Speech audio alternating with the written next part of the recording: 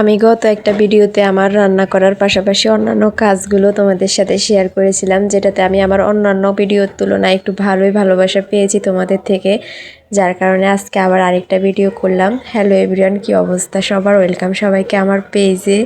আশা করছি সবাই অনেক ভালো আছেন। এদিকে দেখেন আমার অবস্থা, আমাকে প্রত্যেকদিন রান্নাঘরে আসলে কান্না করা লাগে। এটা অন্য কোনো কারণে না, এটা হচ্ছে পেঁয়াজ কাটার কারণে। প্রত্যেক দিন এরকম অঝরে কান্না করা লাগে আমার রান্নাঘরে আসলে।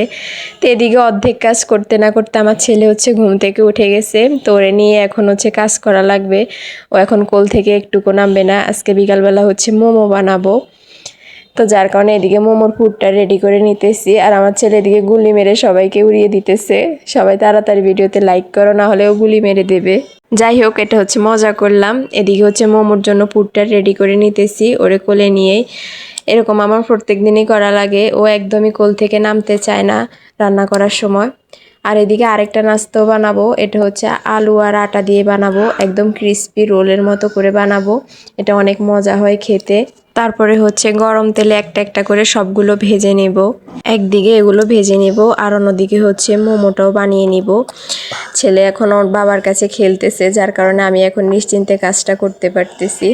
এই তো এদিকে হচ্ছে রোলগুলো একদম ভালোভাবে ভেজে নিয়েছি।